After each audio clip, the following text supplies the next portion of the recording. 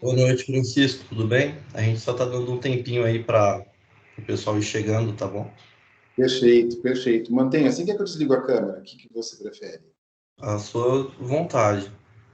Eu só queria te Mantenha. perguntar se você tem acesso ao chat. Posso colocar aqui, eu não tinha colocado, mas eu posso escrever.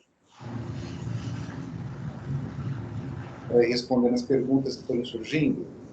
Não, é que na verdade, quando faltar 10 minutos para o final da sua fala, a gente pode avisar por chat ou eu posso levantar a mão. Você consegue ver quando eu levanto a mão?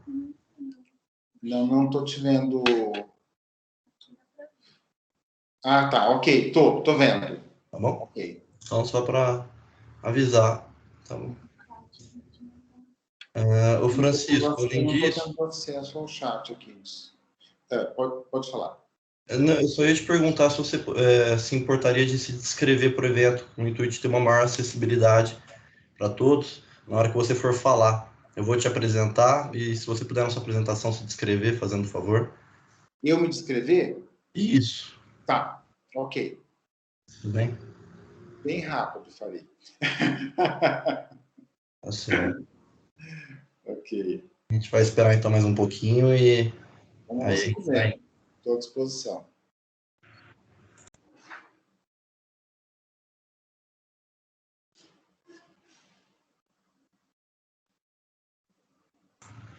E só mais um recadinho, o pessoal pediu para te avisar que a palestra está marcada para as 21 horas, que está terminando uma mesa e o pessoal vem para cá, tudo bem? Certo, claro.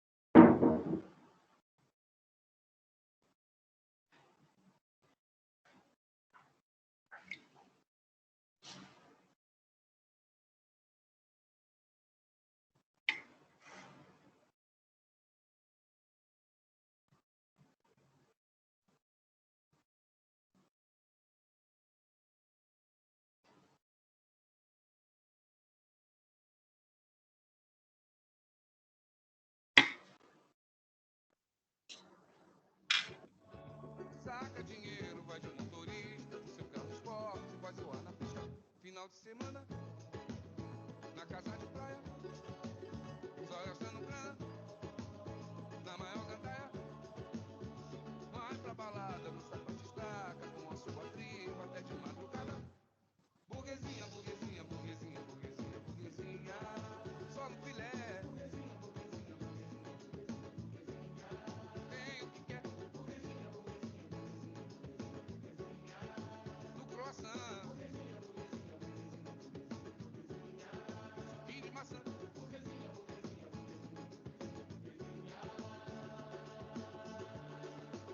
Vai no cabeleireiro, no esteticista, mano o dia inteiro, vida de artista. Saca dinheiro, vai de motorista, com seu carro esporte faz zoar na pista. Final de semana, na casa de praia, só gastando grana, na maior gandaia. Vai pra balada, dança batistaca, com a sua tripa até de madrugada. Burguesinha, burguesinha, burguesinha, burguesinha, burguesinha, só no filé. Tem o que quer, no croissant,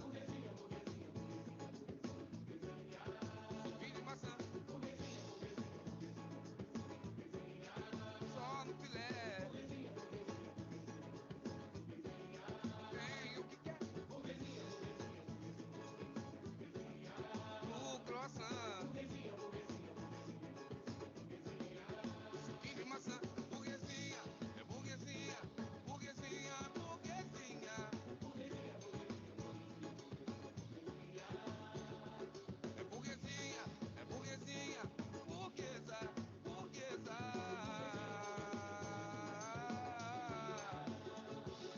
Ei, oh, ei, oh. Pessoal que tá entrando aí, só passando para dizer que já a gente já tá para começar, tá bom? Um pouquinho eu já faço a apresentação do palestrante e a gente dá início à palestra. Burguesinha, burguesinha, burguesinha, burguesinha, burguesinha,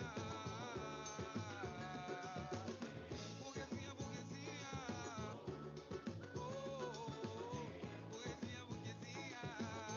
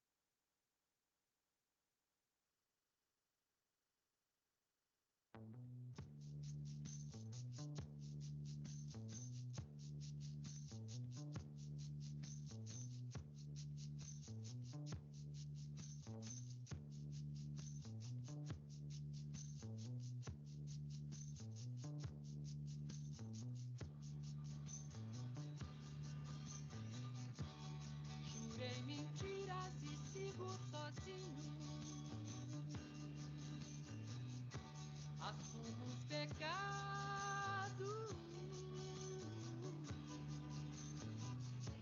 Os ventos do norte não movem moinho. E o que me resta é só um gemido. Minha vida, meus mortos, meus caminhos tortos. Meu sangue latino. Minha alma cativa.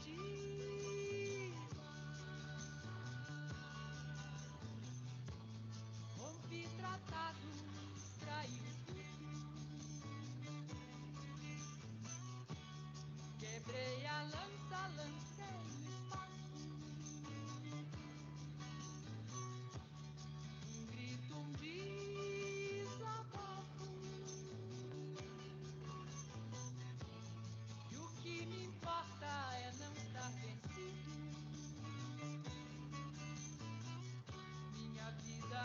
mortos, meus caminhos tortos,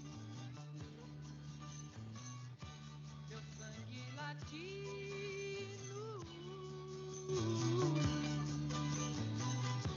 minha alma cativa.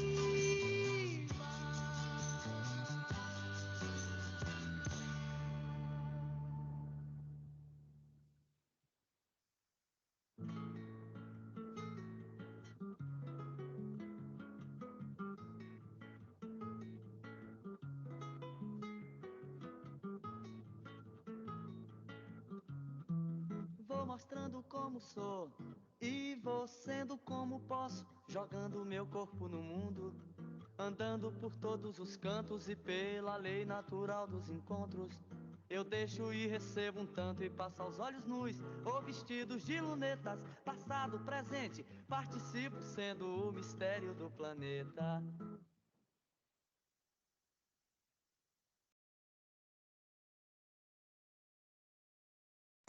Bom, boa noite a todos. Vamos então dar procedência aí para mais uma palestra da CEP, encerrando o nosso primeiro dia, muita satisfação, com muito orgulho. Me chamo Pedro Medeiros, sou aluno de Psicologia do 4º período, tenho 21 anos, sou um homem branco, estou usando camisa social de cor rosa, tenho cabelo curto e castanho, além dos olhos castanhos também. E é com muito prazer que estarei hoje aqui com vocês para mediar esta palestra com o tema A Superação das Dificuldades do Atendimento Psicológico com Crianças.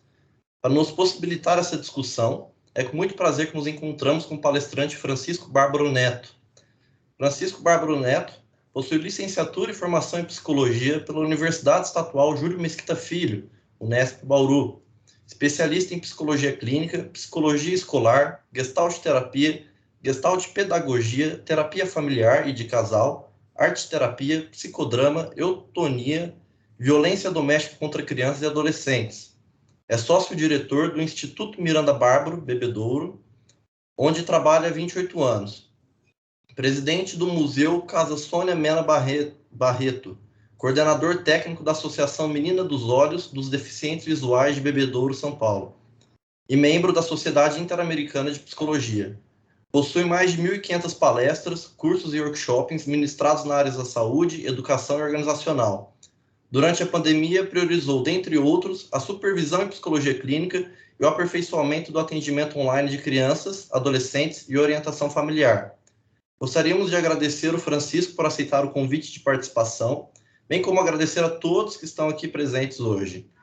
Queria só passar as informações de que a palestra será gravada e publicada posteriormente no nosso canal do YouTube Centro Acadêmico 27 de Agosto de Psicologia. Então vão lá no YouTube, conheçam o canal, e as perguntas elas serão feitas pelo Padlet. Vão ser divulgado o link tanto nos comentários quanto no link de e-mail que vocês receberam para a palestra. Então vocês podem perguntar à vontade, que a nossa equipe operacional vai selecionar as perguntas, e no final da palestra, porque a fala terá duração de 60 minutos, né? E no final da palestra a gente vai fazer algumas rodadas de perguntas para o convidado. Gostaria de pedir, por gentileza, que todos deixassem o microfone desligado e as câmeras também. Aqui na palestra a gente só está permitindo para o palestrante e para a equipe que está por trás da organização. Tudo bem? Então, agora eu gostaria de passar a palavra ao Francisco para dar início ao evento e pedir para que ele também se descreva, fazendo favor. Bom, boa noite a todos. Muito obrigado pelas palavras, Pedro. Eu não preciso mais me apresentar diante de tantas coisas que você colocou, que eu nem me lembrava mais.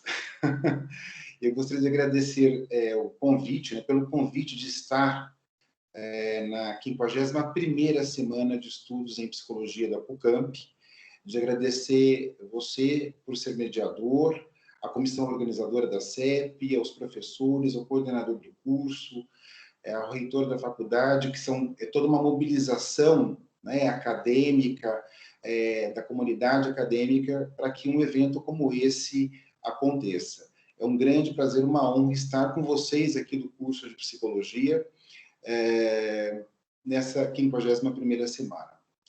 Bom, como eu sou psicólogo já há 28 anos, trabalho em Bebedouro, interior de São Paulo, atendo muitas pessoas de Bebedouro e da região já há algum tempo. Eu trabalho junto com a minha esposa, que também é psicóloga, e tenho uma equipe de psicólogos que trabalham junto comigo já há algum tempo. Nós temos vários projetos no nosso instituto.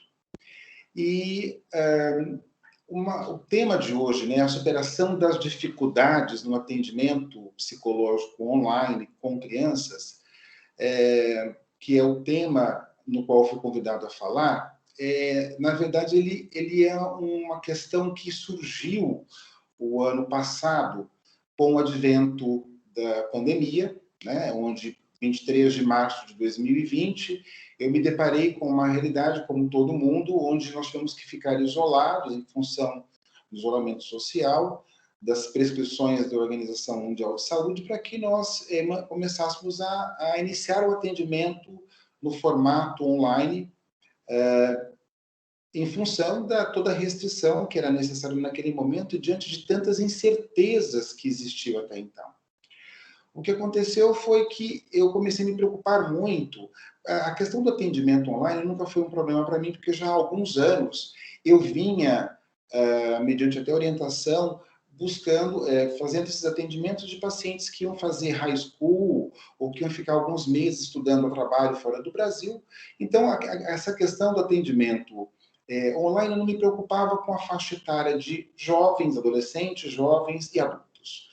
Mas me preocupava com duas faixas etárias específicas, as crianças e os idosos.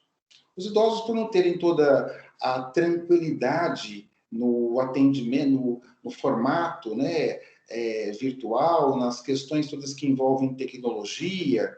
Eu tenho pacientes com 93 anos hoje em atendimento comigo. Então, era uma preocupação esse grupo e uma grande preocupação as crianças, porque vocês, alunos da psicologia, talvez agora sim, mas na minha época nós não fomos ensinados a atender no formato online. Na verdade, eu sou da época em que eu cheguei a fazer trabalhos datilografados. No final da minha faculdade que existiam trabalhos digitais, mas eu entreguei muitos trabalhos datilografados. Era um outro cenário, era um outro contexto. Quem dirá fazer atendimentos online, onde nós aprendemos que o setting terapêutico, o famoso setting, ele é fundamental para que o trabalho terapêutico aconteça. Quer dizer, a preparação do espaço, com os materiais adequados. E no caso de crianças, vamos focar agora nesse momento, todo um setting preparado. Eu tenho salas específicas para atendimento de criança, com jogos estruturados, semi-estruturados, materiais gráficos, toda uma infinidade. Tem um espaço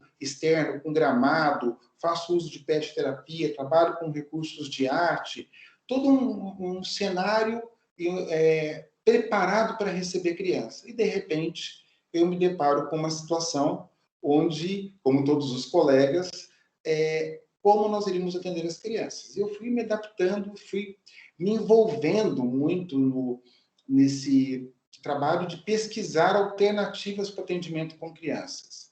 E eu comecei a fazer isso, e fazendo uso de fábulas, fazendo uso de contos, fazendo uso de recursos psicodramáticos, usando algumas tecnologias gestálticas que eram buscando ferramentas que viessem a suprir essa dificuldade toda pela barreira que existia. E eu tinha crianças na época que tinham acabado de completar 4 anos de idade. E entramos na pandemia.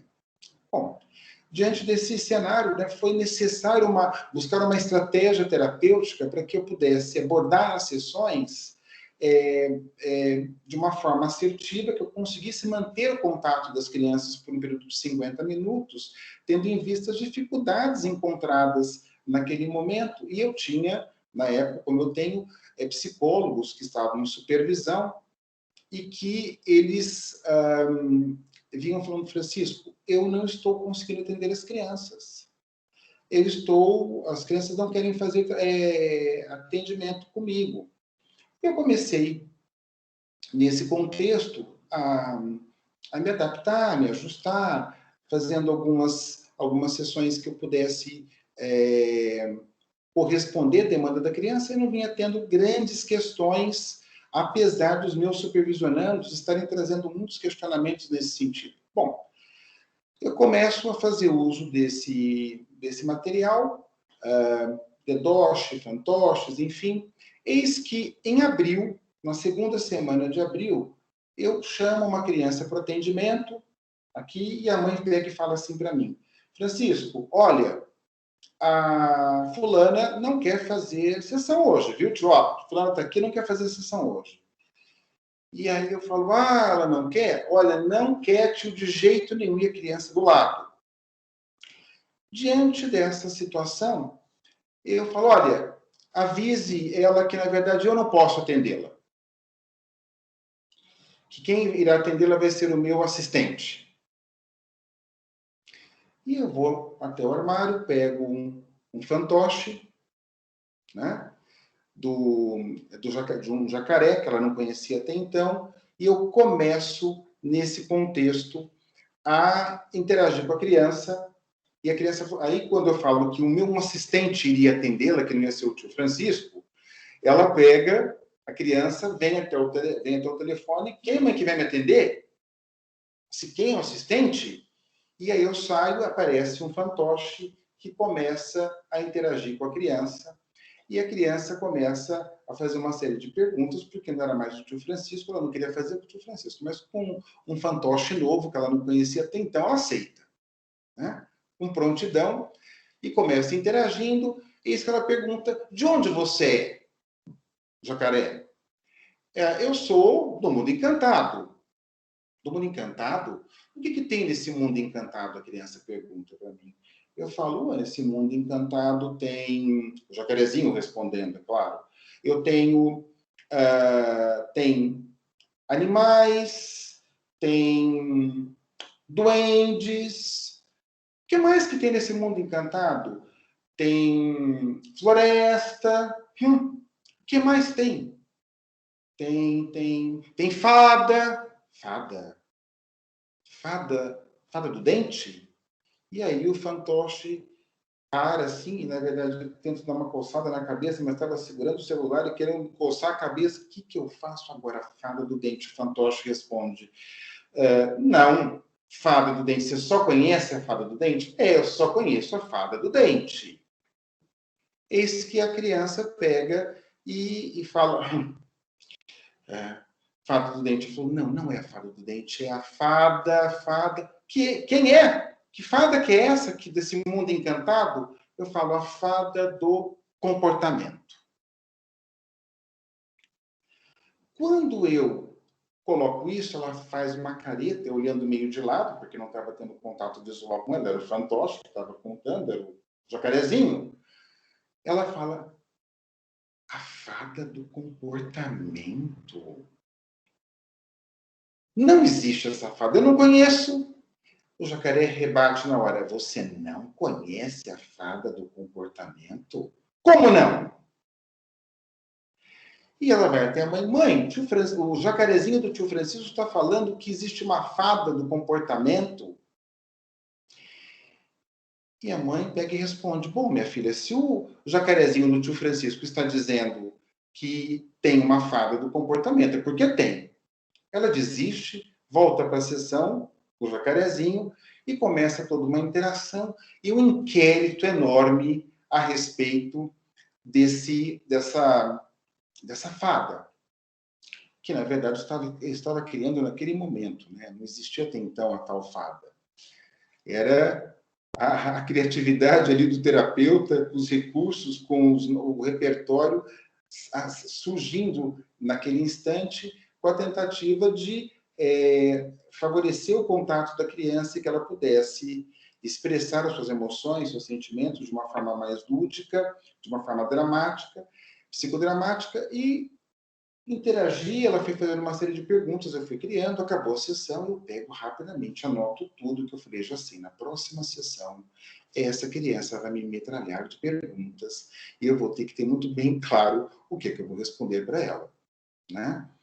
E eu comecei a construir, pesquisar e avançar nos estudos sobre fadas, duendes, fábulas, mundo encantado, todo esse cenário, né, mitológico e arquetípico que é fundamental para o desenvolvimento de uma criança, o desenvolvimento e expressão das emoções e sentimentos. E eu fui, então, nesse momento, nesse instante é que surge a fada do comportamento. Então, eu comecei a pesquisar, e após um período de pesquisa e construção e experimentação, com esse conto que eu fui criando, fui desenvolvendo, eu fui levando isso para outras sessões com outras crianças. E fui construindo um cenário onde eu comecei a buscar, junto com a solicitação de uma designer na época, chama Paula Zaccarelli Pimentel, e eu falei assim, Paulo, eu preciso da imagem de uma fada, eu queria uma fada do comportamento numa sessão, e essa criança está me perguntando que fada que é essa, está me perguntando quantos duendes tem, eu preciso criar esse cenário, e eu começo aí, nesse instante, a criar uma imagem para que desse robustez para aquelas sessões, de forma que a criança conseguisse estar envolvida naquele instante. E fui trabalhando isso, a designer se envolveu prontamente com o projeto, com a ideia, e aí ela me cria uma fada, eu ajusto a imagem daqui e dali, ela me cria o primeiro personagem, o primeiro duende, que era um duende vermelho, que na verdade esse duende... Desculpa a interrupção, se você precisar dos slides, você avisa que o pessoal vai pôr, tudo bem? Perfeito. Se você quiser colocar já, eu vou colocar... pode ir colocando, que eu estou na segunda página do slide. Pode ser. Tudo bem. Bom, terceira, aliás. Durante um atendimento. E aí, nesse período, comecei, então, a buscar as imagens e construir o que seria, quantos duendes seriam, que eu ia fazer a composição, porque ela estava perguntando a cada sessão. Essa criança, ela se envolveu tanto com esse conto, que ela queria saber a cada sessão quantos duendes existiam no mundo encantado, que cores que eles tinham, que características que eles tinham, o que eles comiam. E ela foi se envolvendo, e eu comecei a criar um repertório onde a fada do comportamento era uma fada que ela observava as crianças que estavam com dificuldades. Ela observava as crianças que estavam com dificuldades emocionais e dificuldades de relacionamento. E a partir daí, essa fada, ela começou então no repertório que eu fui criando com ela, cada sessão eu tinha elementos novos, e eu construí o primeiro duende, que era um duende vermelho, que representava a raiva, que representava a oposição, o desafio. Na verdade, era um personagem que eu havia criado ali, simbólico, já com uma imagem gráfica, para que ela pudesse fazer era um espelhamento dela, para que ela pudesse, então, se identificar de alguma forma com aquele duende. E toda a temática que eu fui construindo eu fui, na verdade, trazendo depois e replicando para um grupo maior de crianças, e isso tendo uma reverberação muito positiva, no qual eu cheguei a usar isso com 22 crianças de abril do ano passado. Isso foi tomando forma, foi sendo construído, adaptado, melhorado, e eu vou contando para vocês o desenvolvimento desse trabalho. E eu fui vendo que, através do conto de fadas e desse repertório, dessa cena, diante da pandemia, do isolamento, da dificuldade que as crianças estavam sofrendo naquele momento, haja vista que os próprios pais estavam tendo dificuldade de se adaptar, as crianças estavam também com muita dificuldade de expressar, de entendimento. As crianças choravam em sessões comigo, dizendo, tio, quando que eu vou voltar a ver meus amigos? Quando que eu vou voltar para a minha aula de tênis? Tio, quando que eu vou poder ir para a casa da minha prima? E eram questionamentos que surgiam, e eu ia checando depois isso nas orientações de pais, também online, e os pais falavam, olha, mas ela não está me falando isso. Ele não me traz isso. E aí eu fui percebendo a dificuldade de se falar sobre emoções. Gravem isso que eu vou depois retomar essa questão. A dificuldade de se falar sobre sentimentos. De uma forma muito mais, assim, intensa do que em outros contextos, né? E aí eu construo essa história, esse conto, ele toma forma e eu vou definindo que seria interessante ter mais duendes, e eu faço todo um estudo tipológico de perfil, de como esses duendes deveriam, que características eles deveriam ter para que a gente pudesse ter todos os aspectos envolvidos, e eu vou fazendo uso disso, no qual toda a trama da fada, do comportamento, que era um conto que abordava a história de uma fada que vivia no mundo encantado, e que ela era responsável para auxiliar, para ajudar doentes e crianças que estavam com as dificuldades emocionais de relacionamento. E como eu fui construindo isso, à medida que a criança foi me dando feedback, trazendo as dificuldades dela, eu fui trazendo que, olha, a fada, como que a fada faz? Olha, a fada, ela observa, ela começa a observar as crianças e os doentes, e ela viu que sozinha ela não conseguiria ajudar as crianças do mundo todo. Então, ela começou a voltar para o mundo encantado e precisava de ajuda de muitos doentes para que eles auxiliassem ela a ajudar as outras crianças do mundo real. Isso ia contando. Então, na verdade, eu construí a história de 8 doentes que a fada observou. Eles eram doentes que precisavam de ajuda para superar determinadas dificuldades e problemas que eles não conseguiam resolver sozinhos. Ela acolheu esses doentes, ajudou eles a superar as suas dificuldades, fazendo com que eles se tornassem resistentes emocionalmente, resilientes, diríamos de certa forma, e especialistas, consequentemente, nos comportamentos que eles tinham dificuldades até então.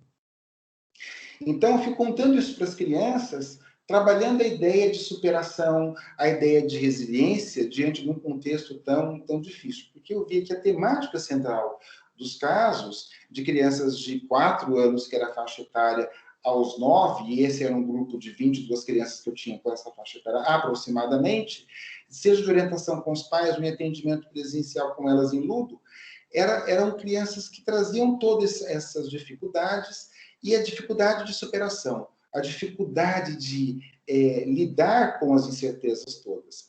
E aí, e como que era toda a trama? Quem é que podia se comunicar com a fada? Quem podia se comunicar com a fada era quem tinha estudado comportamento. Psicólogo, médico, pedagogo, professor e animais. Então, a fada se conectava com os animais. Eu fui construindo esse contexto e ela se conectava com as pessoas que eram especialistas, que tinham estudado comportamento, tinham estudado as emoções. E aí as crianças falavam assim, então é por isso, tio, que você sabe disso tudo? Eu falei, exatamente, eu estudei comportamento, a fada fez contato comigo, fez contato com outros colegas, e por isso que eu sei dessas informações todas. E aí, nós fomos, então, a partir daí, fui trazendo esses elementos todos para que a criança fosse entendendo e se identificando com toda essa história, né? Então, e aí eu coloco que a fada possa ser solicitada, né, a visitar as crianças que tinham dificuldade, seja pelos psicólogos ou pelos animais, que chamavam elas, e as crianças me pegavam, né? Mas eu tenho uma amiga que não tem animal na casa dela. Eu falei, na casa da sua amiga não tem nenhuma abelha, não tem nenhuma lagartixa, não tem nenhum inseto? Ah, bom, eles também se comunicam com a fada? Exatamente, eles também se comunicam com a fada. Né? E aí era engraçado que eles iam tentando me pegar de um jeito ou de outro, como se tivesse sempre alguma informação que ali eu não tinha acesso. E naquele momento, eu não sei como, talvez seja até por ação da fada, quem sabe, não sei, eu ia trazendo algumas respostas para elas, e trazendo respostas para aquele momento difícil, onde ela se identificava com um duende ou com outro, que eu vou falar deles daqui a um pouco, e com uma fada que tinha essa capacidade de ajuda, de empatia, de se colocar no lugar do outro e ajudar, colaborar, entender, acolher, ajudar na superação. Sempre esse contexto que é muito presente na história. E aí, ela então, após ser solicitada, ela visitava as crianças que tinham dificuldades, se reunia com os doentes porque eram 8 duendes, e eles se tornaram especialistas no comportamento que eles tinham dificuldade, para conversarem sobre cada criança que estava precisando de ajuda, e a fada, junto com os 8 duendes, eu contava isso para as crianças, decidiam o que deveriam fazer e quais duendes eles deveriam acompanhar a fada em cada visita. Então, a ideia é que a criança entendia que, a partir do momento que ela soubesse desse conto, os duendes já estavam automaticamente sendo solicitados a visitar a casa dela. Eu fui trabalhando o conceito para o desenvolvimento do ego auxiliar da criança. Num momento tão difícil, ela entendendo que tinha algo simbólico que estava ajudando ela a enfrentar aqueles momentos difíceis. E quando eu entro nesse contexto e começo a usar esse conceito, eu fui replicando isso nos outros atendimentos. A reciprocidade das crianças no atendimento era algo assim incrível. Pode passar para outra página. Resiliência como conceito norteador. Foi incrível a resposta das crianças para que elas pudessem até então... Pedro, pode passar para outra página, por favor. Isso. As crianças foram conseguindo se identificar com esses elementos de superação, e eu levava para uma criança, levava para outra, umas se envolviam mais, outras se envolviam menos, mas era incrível, independente de gênero, elas se envolviam com essa questão. Por quê? Todo o ponto norteador do conto era a resiliência. Então, a resiliência foi o conceito norteador desse ponto, né? que norteou a estruturação, organização dele, permeado pelo universo mitológico e arquetípico das fadas e duendes. Então, foi nesse sentido que eu fui construindo e apresentando os talentos de cada um, né? Com as suas cores específicas, e eles representando tanto o gênero masculino como o feminino. Bom, um ponto que é importante para vocês, alunos de psicologia, quais foram as bases? A minha formação, a minha primeira formação foi em gestalterapia. Fiz uma formação em gestalterapia inicialmente, ainda no finalzinho do curso eu entrei nessa pós-graduação, depois fiz gestalpedagogia, e na sequência, quando eu fui para o mestrado na USP, depois eu fui fazer a especialização em terapia familiar para fazer algumas disciplinas complementares na PUC São Paulo, sobre terapia familiar e terapia de casal na abordagem sistêmica. E quando eu faço isso, eu fui mergulhar e pesquisar sobre abordagem sistêmica, me identifiquei muito com isso. Então, hoje, o que norteia a base epistemológica do meu trabalho é a abordagem sistêmica. Eu tenho formação em psicodrama, em arte-terapia, eu fui fazendo outras especializações, né, para conhecimento, para arcabouço teórico, metodológico e técnico, mas então a base do meu trabalho todo é a abordagem sistêmica, tem muita influência da Gestalt. Então, essas bases que nortearam esse meu trabalho, antes de tudo. Para a estruturação dos duendes, eu acabei fazendo uso, diante de um momento e da necessidade, da urgência de entregar algo, eu fiz uso que é um teste que eu chego a usar no consultório Coati, acho que muitos de vocês já conhecem, né, na faculdade, que tem toda uma influência junguiana. Então, eu uso para a estruturação dos duendes, eu uso a tipologia psicológica junguiana, baseada no Coati, que tem os 16 subtipos, né, os 16 tipos psicológicos, e aí, no caso, eu apresento os duendes. Então, 4 duendes eu construí desse conto que eu fui trabalhando com as crianças e replicando em vários atendimentos durante a pandemia. 4 duendes, que é o duende verde, a duende turquesa, a roxa e a rosa, e do gênero masculino, o duende azul, vermelho, laranja e o amarelo.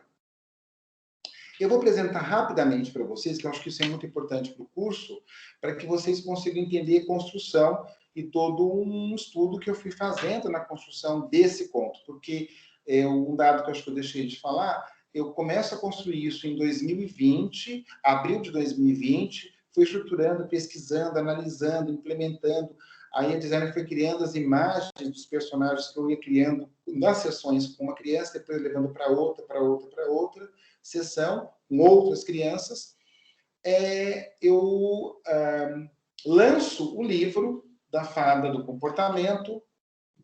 Eu esqueci de falar. Eu chego a lançar, então, o livro, essa história toda que eu contei para vocês, se tornou um livro, que foi lançado em 31 de julho de 2021. Eu começo esse trabalho em plena pandemia, em abril de 2020, e fui desenvolvendo tudo isso que eu venho falando para vocês agora, testando, experimentando. Quando eu vi, eu tinha um material em mãos, que eu tinha que fazer esse material apostilado para poder passar para os pais, dar em sequência a um trabalho e todo um material que eu fui construindo a partir de então, quadro de incentivos, o questionário, jogos que eu fui construindo, porque eu fiz um trabalho de investigação e pesquisa bem intenso nesse momento, para poder me manter conectado com as crianças e as crianças envolvidas no trabalho comigo. Não foi só o ponto foi um caminho, né? Um caminho. E aí eu lanço o livro em 2021.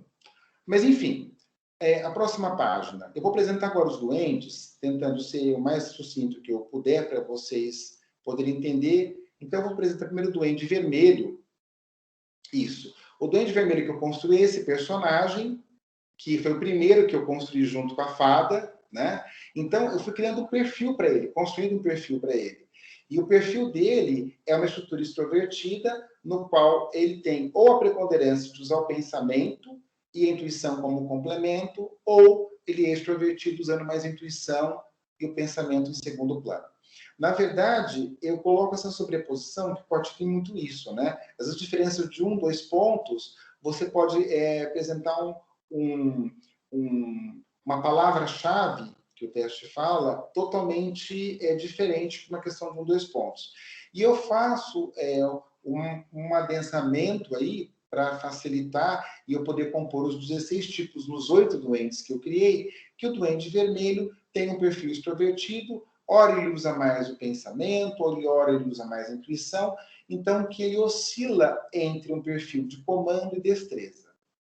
Mas que junto com isso, né, ele representava a reatividade, a irritabilidade, a birra, a teimosia, a oposição, a maldade, porém, quando está calmo, é um amigo leal e muito dedicado. Só que ele conseguiu ser calmo, dedicado e leal com a ajuda da fada. Então, é nesse contexto que eu trago a questão da superação, que a fada ajudou o duende, observou, acolheu, foi empática a ele, e ele melhorou, e a partir dele começa a ajudar outras crianças do mundo real. Né? E aí, eu vou criando ideias, porque eles vão me perguntando, é uma loucura. Ilustrar como que é uma sessão usando esse ponto, queriam saber o que ele gostava, qual era o hobby dele, que esporte que eles gostavam, que comida favorita. E aí eles ficavam numa identificação com o personagem muito grande, né? Numa questão de introjetar aquilo, de absorver aquela história e trazer aquele elemento. Então, coisas do tipo aconteciam assim. Depois que eu fui orientando os pais a usar isso também em casa, que eu vou tentar explicar no final para vocês, ou nas perguntas, bastava a mãe chegar e falar assim, a criança estava fazendo birra, e ele já entendia que tinha os 8 doentes e tudo mais, a mãe chegava e falava assim, fulano, eu tô achando que o doente vermelho acabou de chegar aqui em casa, hein? A criança fazendo a maior birra, ele parava e não tinha mais birra. A mãe falava assim para mim, eu não tô acreditando. Eu me mato de falar, moleque, pelo amor de Deus, você vai me deixar maluca. Moleque, eu vou te pegar, não sei o que o pai falava. E o moleque continuava fazendo. De repente, falou que o Duende Vermelho tinha acabado de chegar em casa. Ele parava, porque o Duende Vermelho ia contar para a fada o que ele estava fazendo. A fada ia mandar um relatório para mim e o mundo encantado não iria trazer para ele nenhuma surpresa. Então tinha uma coisa de surpresa, nada, eu vou ganhar isso, vou ganhar aquilo outro, se eu faço isso, ganho aquilo. Nada disso. Não se não se reforçava nada de negativo, só se qualificava positivo. E às vezes o mundo encantado, depois eu vou contar para vocês como funcionava, mandava alguns presentes. Uma fruta, um doce, um livro, como uma gratificação passado um período no qual aquela criança começou a responder e ter um acolhimento maior às solicitações dos pais de uma forma mais assertiva, mais equilibrada, é claro. Mas eu vou explicando depois isso melhor. Duende Laranja. Senão eu vou me... Duende Laranja, ele tem um perfil introvertido, né? Ele usa mais o pensamento com intuição, mas ele tem um perfil introvertido e também um perfil introvertido, ora usando a intuição e o pensamento. Então, ele oscila entre as palavras-chave do perfil dele, entre precisão e lógica, né? E o Duende Laranja, ele representava a ansiedade, a agitação, energia em excesso, compulsão, obsessão, a dificuldade de escutar os amigos, porque sempre interrompia os amigos, né? Então, essa era a característica do Duende Laranja. E era engraçado porque algumas pessoas falam assim, mas eu tenho um pouco do Duende Vermelho e um pouquinho do Duende Laranja, né? Tinha também a comida favorita, tinha os seus hobbies também. E a criança ia se identificando com esse personagem, a gente falava sobre isso.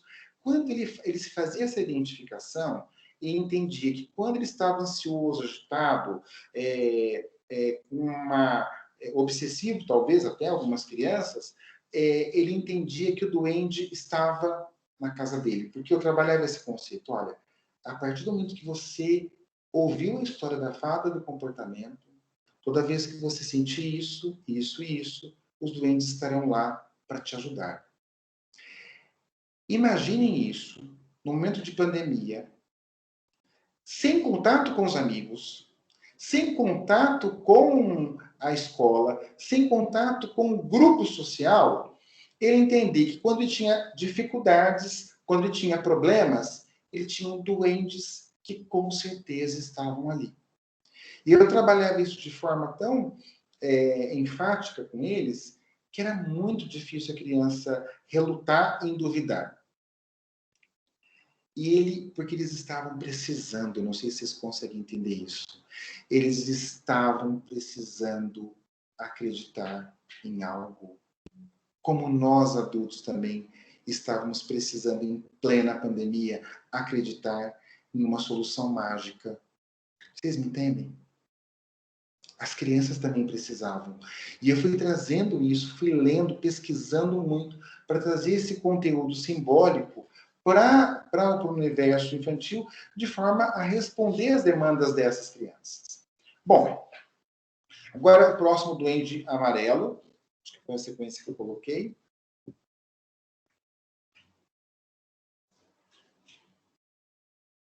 Isso. O Duende Amarelo, ele tem esse perfil extrovertido, ora usa o pensamento com a sensação, ora ele usa a sensação e o pensamento. Essa sobreposição também. Então, o perfil dele é responsabilidade e empreendimento. É o duende da alegria. Ele representa força, entusiasmo, motivação. E qual a característica que eu coloquei? Que ele era muito popular entre os amigos da escola por ser bom nos esportes. Mas, às vezes, é meio convencido por conta do talento narcisista. Então, pessoal da Psico, a turma narcisista aí é o duende amarelinho, tá bom, pessoal? Então, tem o lado bom do duende, mas também tem o lado narcisista aí. Eu fui brincando com isso para tentar compor todos os perfis possíveis naquele contexto, de forma que as crianças pudessem compreender, é claro. Gosto de jogar futebol, ele era muito bom no esporte, basquete, tênis, e aí eles me perguntavam, mas como que o Duende Amarelo é? Nossa, ele é incrível nos esportes. Imagina alguém bom no futebol. Você tem algum amigo bom? Não, então você não sabe. O Duende Amarelo é sensacional, é tão bom quanto esse amigo seu. E aí eles iam se envolvendo com isso, trazendo história, levando para os irmãos, levando para os amigos. E eu comecei a ter um problema que era assim, algumas crianças, quem sabia até então da fada do comportamento, eu não tinha até então o livro publicado, eram as crianças que eu atendia. E aí as crianças começaram a chorar, os amigos, porque os meus clientes conheciam a fada do comportamento enviava presente do mundo encantado, e os amigos deles, que eles estavam tendo contato online, não conheciam essa fada, os doentes não iam na casa deles, eles não sabiam de nada disso. Por que a fada ia na casa de uns e não ia na casa dos outros?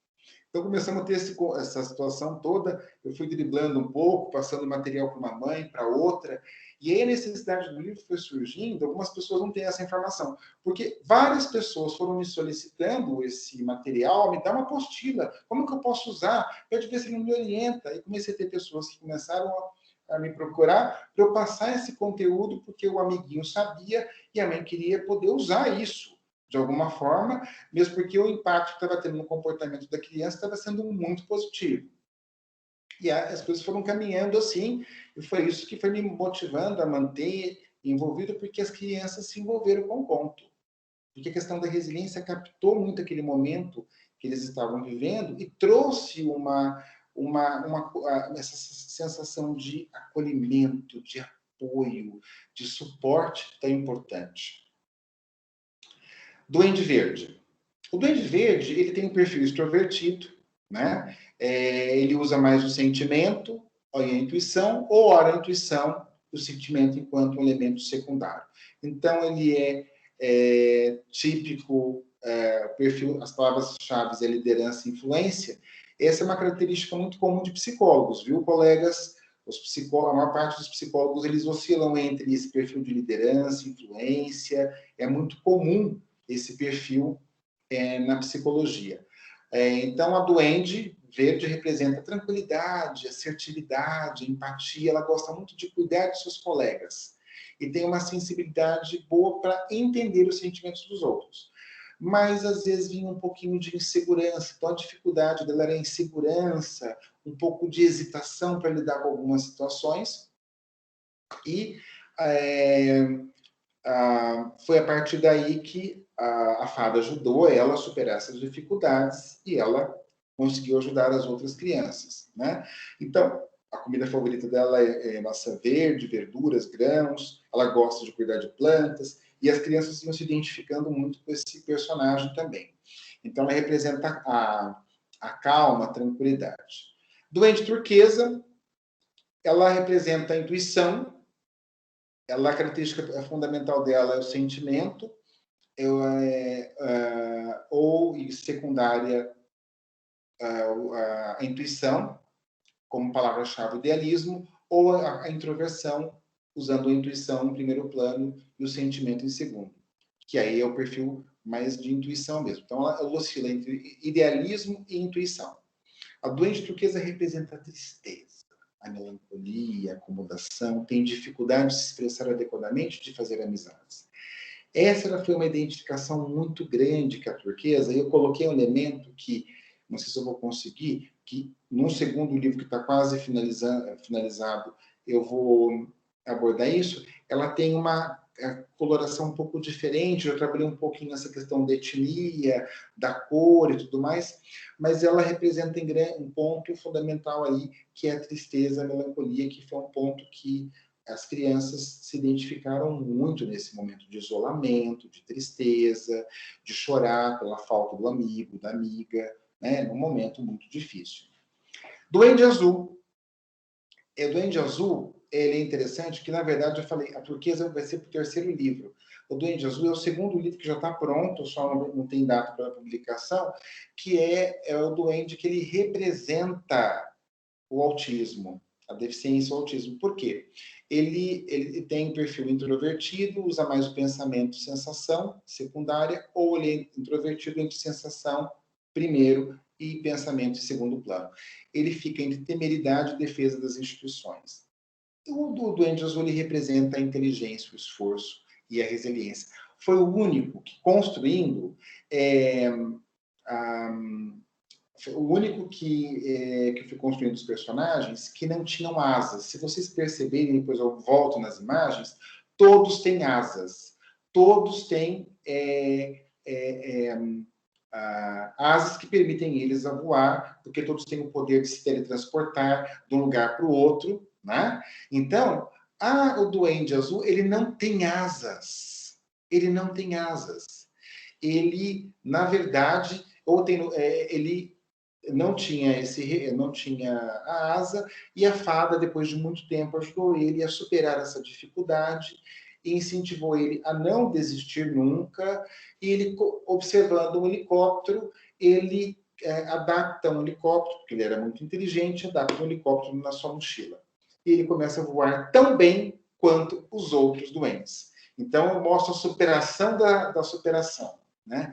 E ele, eu não conto nesse primeiro conto, mas nesse segundo livro, que não tem data para ser lançado, ele é um autista. Ele tem toda uma característica onde eu trabalho a questão do neurotípico e a questão do que é atípico, trazendo a questão do autismo em destaque. O segundo livro vai se chamar O Duende Azul e a Fada do Comportamento. Mostra toda a dificuldade dele de superação. Mas aqui eu já trago um pequeno adendo. Como eu disse, quando eu fui construindo os personagens, eu fui já criando e imaginando vários cenários para que eu conseguisse entrar no imaginário das crianças e envolvê-las, cada criança com as suas necessidades, com seus aspectos idiosincráticos.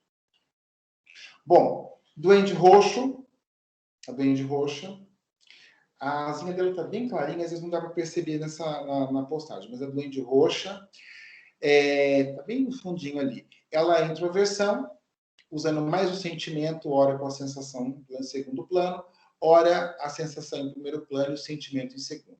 Então, ela é a duende da criatividade, porque a palavra-chave dela é artes e dedicação. Né? Ela é duende que representa a originalidade, a criatividade, a capacidade para mudança, principalmente em situações de medo. É uma das duendes mais talentosas, apesar de ter o perfil introvertido. Eu fui fazendo toda essa brincadeira, essa análise dos perfis, trazendo um ponto de equilíbrio. Claro que, como todo bom duende, no caso aqui, ou toda pessoa que é muito criativo, gosta de desenhar, gosta de pintar, gosta de modelar, e ela gosta muito de chocolates, ela gosta muito de massas, gosta muito de doces. Né? E por último, o Duende Rosa. O Duende Rosa, a Duende Rosa, no caso, né? Ela é extroversão. E ela tem como ponto, espinha dorsal dela, do perfil, usa o sentimento e a sensação em segundo plano. Ora, ela usa a sensação e o sentimento. Então, ela transita entre harmonia e animação do ambiente. Né? Ela representa o romance, o amor, a afetividade, delicadeza, né? Mas ela também tinha, às vezes, essa coisa de ter um pouquinho de nojo, ser um pouquinho ríspida e arrogante com as pessoas, mas que a fada deu jeito nessa duende, viu, pessoal? E aí ela foi capaz de superar essas dificuldades. E eu criei como hobby balé, chá, gosto de tomar chá, comer grãos e legumes. Essas características, é interessante, assim, que eu já, se eu fosse reescrever o livro que eu publiquei ele agora em julho desse ano, ele já iria... eu já tenho outras características, além dessas que eu coloquei, porque à medida que elas foram me perguntando, as crianças, eu fui dando mais densidade e mais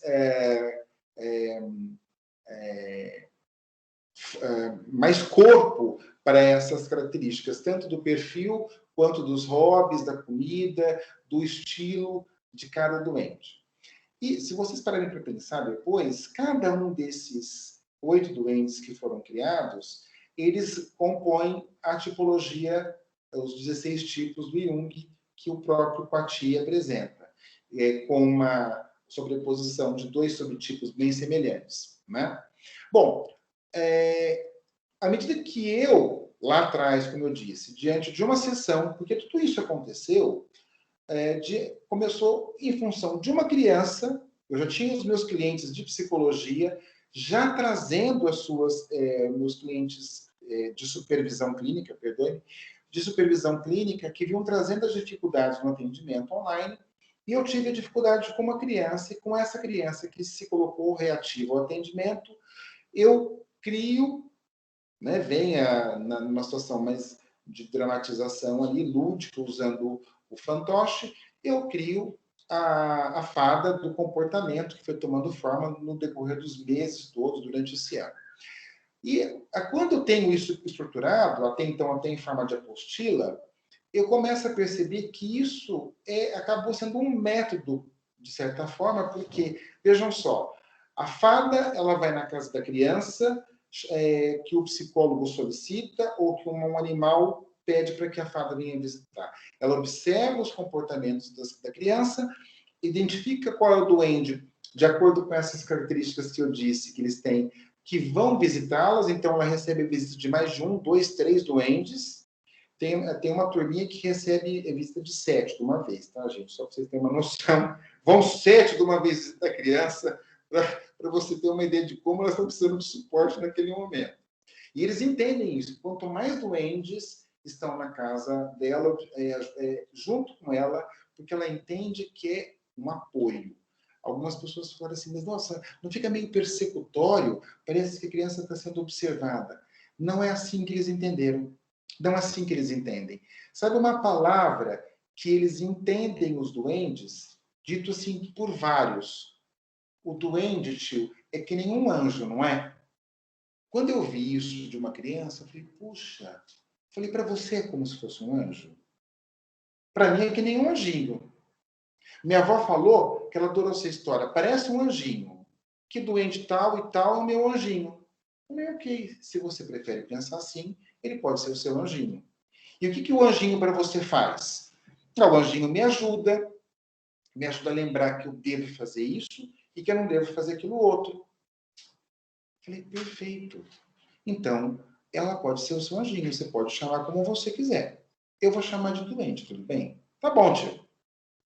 Bom, e aí eu comecei, então, a perceber que o conto da fada do comportamento, que até então eu já tinha isso em apostila o ano passado e esse ano se tornou um livro, ele foi utilizado como um método, né? E podia ser aplicado em 3 contextos. No contexto lúdico, do terápico, onde eu criei vários jogos, que eu tenho aqui para mostrar para vocês, inclusive, no contexto pedagógico, que eu vou explicar para vocês, e na educação, como educação parental, para os pais. Então, inicialmente, foi o trabalho com as crianças e os pais sendo orientados, porque a criança ia falar do doente, dessa fada do comportamento, a mãe tinha que ser orientada para poder entender o que estava acontecendo e dar sequência ao trabalho que eu estava começando. E agora já há um tempo, há uma intervenção, um método enquanto recurso pedagógico mesmo, que eu vou explicar para vocês. Bom, na sequência, eu acho que é interessante colocar o quadro de incentivo, e aí depois eu vou mostrar os jogos, se for possível. Ótimo.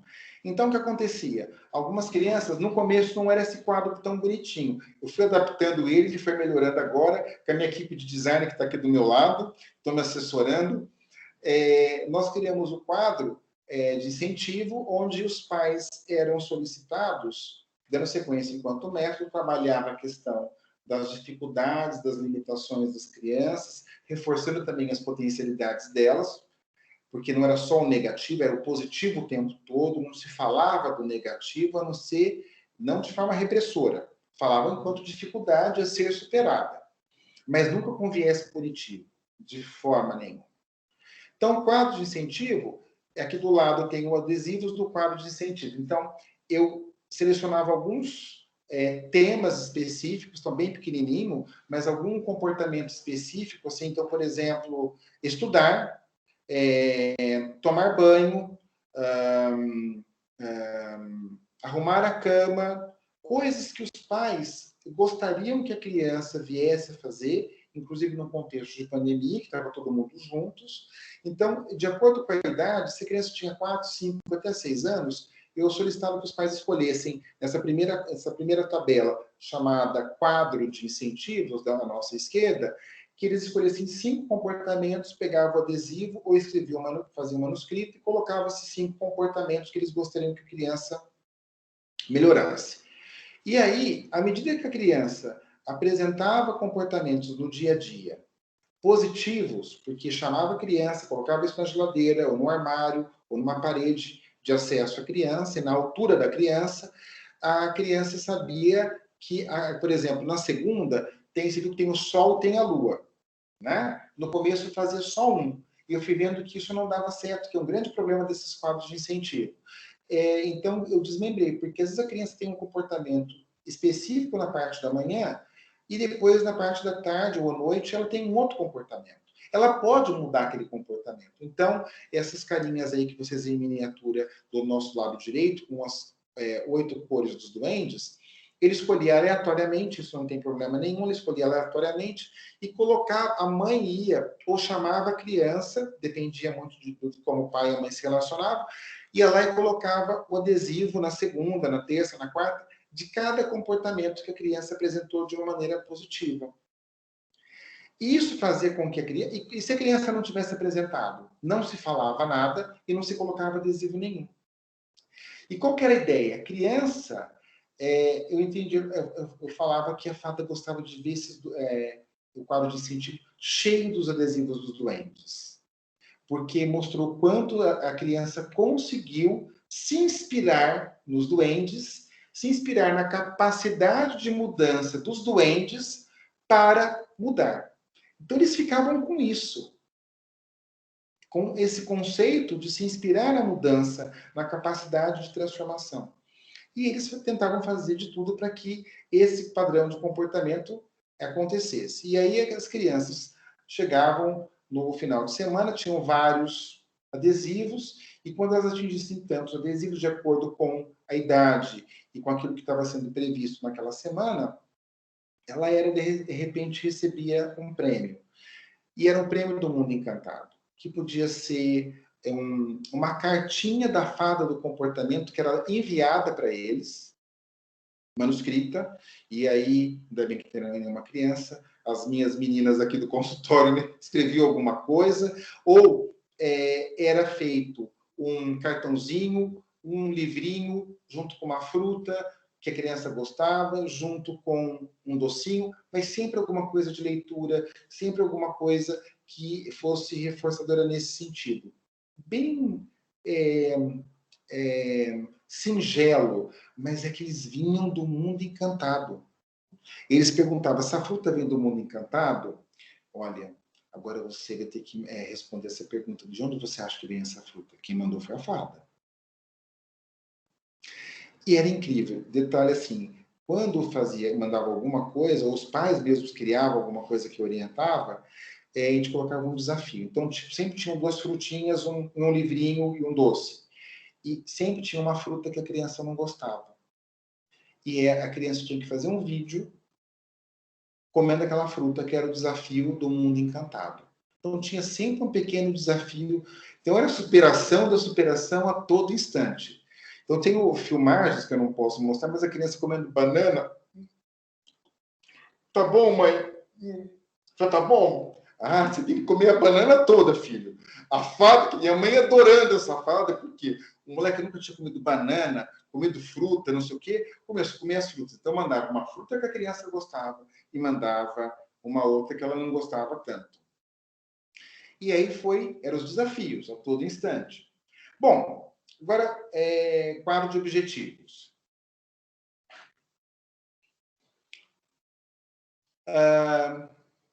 O conto da fada do comportamento, enquanto método ludoterápico, pedagógico e educação parental, tem por finalidade com as crianças. Qual era a finalidade que eu fui buscando, trabalhando em cima?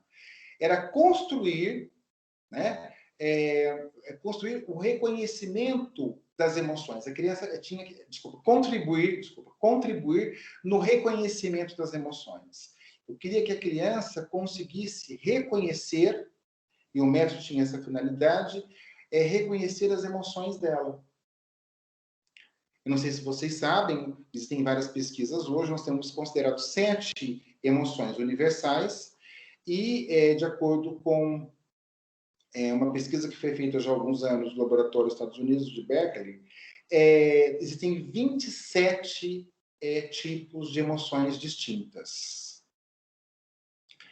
Se nós falarmos em sentimentos, nós vamos passar de 360 e poucos, próximo de 400 sentimentos, de acordo com a tradução que for feita e até mesmo de acordo com os pesquisadores. Nós temos cerca de, vou colocar, 400 tipos de sentimentos. E eu me baseei em 8 tipos de emoções principais, que eu vou falar logo. Então, era ajudar a criança a fazer o reconhecimento das emoções básicas, colaborar na diferenciação do que é emoção e sentimento, e brevemente falando aqui, emoção é reação. Eu explicava isso para a criança. É tudo aquilo que não tem reflexão, é tudo aquilo que não tem processo, a cognição ela não está ainda ativada no primeiro momento, porque a emoção é aquilo que diante, como se de repente eu estivesse aqui, viesse alguém, me desse um susto, e eu falasse, nossa, puxa vida, você me deu um susto, eu fico com raiva, porque a primeira resposta é emoção. Então, emoção é reação, sem um crivo cognitivo. E então eu explicava isso para a criança. O sentimento é construção. Ela já tem uma elaboração psicológica mais complexa, mais elaborada, que prepara para o pensar, de uma forma mais complexa. Então, eu explicava para a criança o que era uma emoção, que era essa reação, e o que era o sentimento.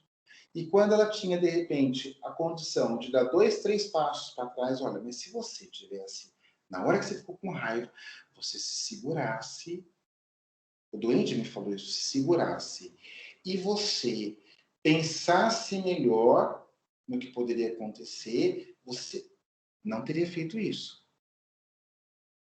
O doente pediu para te contar isso. A fada pediu para falar isso para você. E eles sabem que você consegue fazer isso da próxima vez. Você não vai precisar bater no teu irmão. Você não vai precisar bater na tua irmã. Bom, então esse era um outro objetivo. Desenvolver autonomia, propiciar a autoconfiança, promover a autoestima, né, que o material acabou favorecendo, oferecer condições psíquicas, simbólicas, para o enfrentamento das adversidades, que é o que nós estávamos vivendo, né? Auxiliar no autocontrole, né, através do autoconhecimento, porque aquelas crianças foram se autoconhecendo, elas foram entendendo.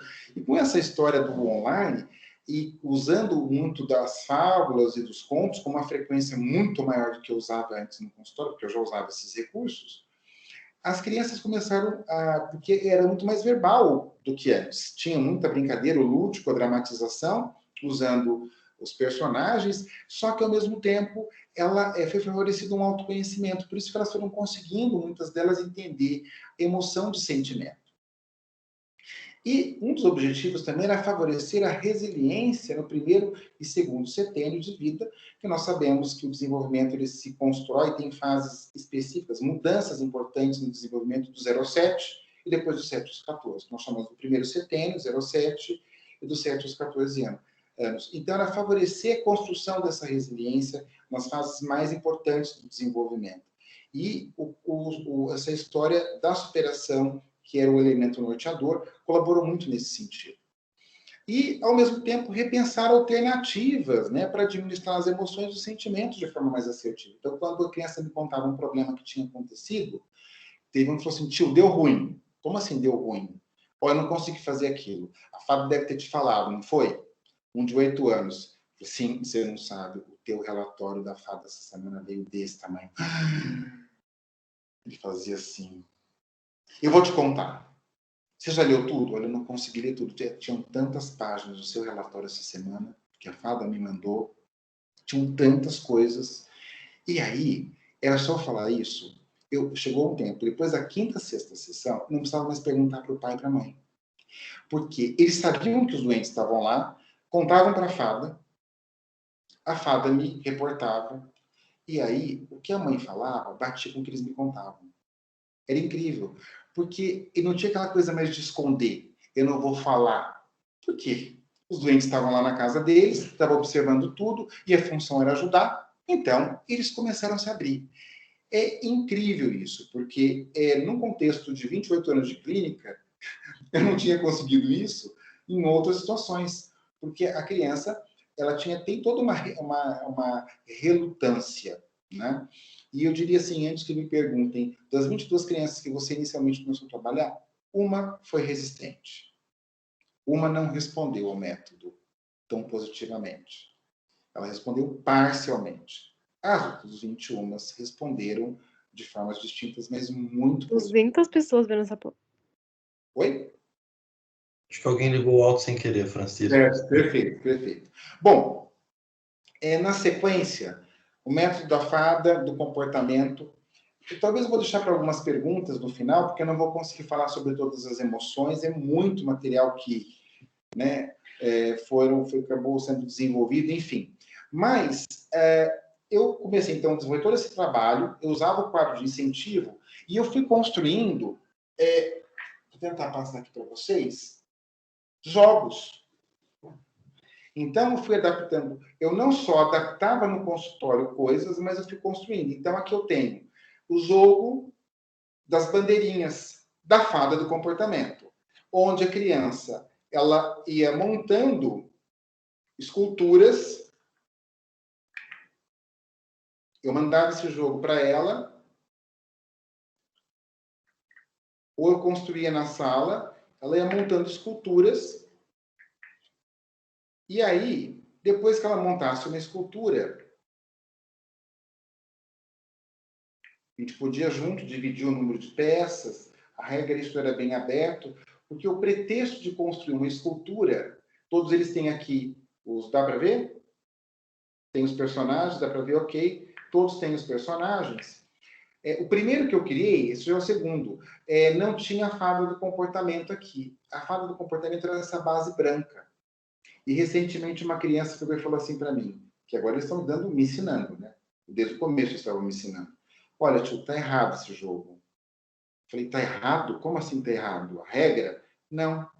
Você colocou esse negócio aqui branco, falando que a fada acolhe todo mundo, mas tem criança que não entende isso. Eu tô aqui, eu sei disso.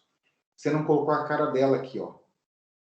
Então, eu acho melhor, desse jeito, tá? Eu acho melhor você fazer uma bandeirinha da fada. E aí, agora, na segunda edição do jogo, a bandeirinha da fada está presente aqui, e aqui eu coloquei cor de madeira, porque ela está presente junto com os doentes. Então, eles constroem uma escultura, por exemplo, e no final dessa escultura, individual, ou em grupo, ou na terapia junto comigo, ou em casa, a criança faz os jogos João Quem Pô, ou para o ímpar, e aí quem ganhou escolhe uma cor. E aí, por exemplo, escolheu a cor turquesa. A criança, ela tem que compartilhar, tudo amarrado, ok? Tem que compartilhar com o terapeuta, ou em casa, com quem ela estiver jogando, uma lembrança que ela sentiu muita tristeza. Pode ser uma lembrança atual ou uma lembrança mais antiga. E aí, a criança começa a ter que fazer o reconhecimento do que foi tristeza para ela. Ela tem que compartilhar, que ela tem 1 minuto para fazer esse compartilhamento. E interessante que, às vezes, a gente joga uma vez, e desse compartilhamento, ela traz uma sequência de coisas que deixou ela triste. É incrível. Tem crianças que dificultam um pouquinho o trabalho da gente, né? Mas que bom, são os desafios do trabalho. Que aí eu venho, ela joga uma vez, eu pergunto uma vez, eu tenho que jogar de novo com ela, fazer uma outra escultura. E aí o detalhe, eu também tenho que compartilhar um sentimento meu. A maior parte, eu não tinha posto essa regra, mas virou contra terapeuta, tudo certo. Vocês adivinham qual é a emoção que eles querem que o terapeuta fale? Porque o azul é inteligência, turquesa é tristeza, verde calma, roxo criatividade, branco equilíbrio, vermelho é raiva, laranja ansiedade, amarelo alegria, rosa afetividade. Qual que eles querem ouvir do psicólogo? Eles querem ouvir da raiva. Se o psicólogo deles, se o pai e a mãe, quais foram os momentos de raiva que eles tiveram e o que eles fizeram para lidar com essa situação. Então, esse foi um dos jogos que eu criei, que é o jogo da fada, o jogo das bandeirinhas da fada do comportamento. Eu criei também esse jogo aqui que está do meu lado, que é como se fosse um Jenga, só que, na verdade, ela tem 9 cores, que são as cores dos duendes mais as cores da fada. Esse é um jogo mais recente, e esse jogo tem 2 dados. E o detalhe, tem um elemento novo, que tem o proibido nos 2. Então, a criança joga os 2 dados e dá, de repente, proibido e dá a cor vermelha. Ela escolhe se ela vai jogar e tirar a peça vermelha para desmontar a torre, que é o princípio semelhante do Jenga, ou ela não joga, ela está protegida, colocando em risco que a outra pessoa que vai jogar acabe desmontando a torre. Ao a torre ser desmontada, desconfigurada, a última peça que foi a responsável para ser retirada, desmontada até a torre, aquela cor, aquela última cor, é a cor escolhida para que haja o compartilhamento das emoções. Então, os jogos que eu fui construindo durante esse período são jogos que favorecem o quê? Reconhecimento e compartilhamento de emoções e, consequentemente, de sentimentos. Tem um outro jogo aqui, que é o jogo Cubo 3 da Fada do Comportamento, onde a criança, isso é para crianças a partir de 5 anos, elas têm que, são 9 quadradinhos, e elas têm que colocar esses 9 quadradinhos, eu dou eles assim, todos desmontados, colocar no menor espaço de tempo dentro da caixa. Né? E aí, o último quadrado que ela colocar para montar é a cor, por exemplo, que ela vai ter que fazer o compartilhamento da emoção dela. Então, a todo instante, o jogar é um pretexto para que se fale de emoções num momento de pandemia, onde ninguém se queria falar de emoção. Estava todo mundo sentindo, todo mundo expressando, todo mundo sem paciência, as crianças sendo visivelmente mais prejudicadas, agredidas, porque não tinham todos os recursos, os pais não tendo muitas vezes sabendo como lidar com as crianças em casa, porque esses papais não estavam presentes, os funcionários não estavam presentes, escola no formato online, não iam para nenhuma atividade, todo mundo junto, e o pai e a mãe não sabiam mais lidar com isso. Então, quando eu trago em cena isso para favorecer essa situação, eu crio uma oportunidade de que essa criança comece a falar também em casa e eu promover o compartilhamento de emoções e sentimentos para os pais. De forma que os pais começam a falar, olha, filho, a mãe não está legal agora, eu estou nervosa e eu não quero conversar sobre isso. Por favor, vai brincar, depois a gente se fala. Então, a mãe começou a fazer o reconhecimento também, entendendo que ela precisava, naquele instante, parar. Ela precisava, naquele instante, dar oportunidade para escutar o filho, ou até mesmo falar, eu não tenho condições. Ter a humildade de reconhecer o seu limite naquele instante e promover uma mudança significativa a ponto de ela conseguir olhar para aquilo com mais assertividade num outro momento. Né? Bom, eu falei mais, eu acho que o tempo já está quase se esgotando, não é isso, Pedro? O tempo estourou da fala. Eu pedi para você, se pudesse ir encerrando, para a gente pelo menos conseguir fazer uma rodada de perguntas.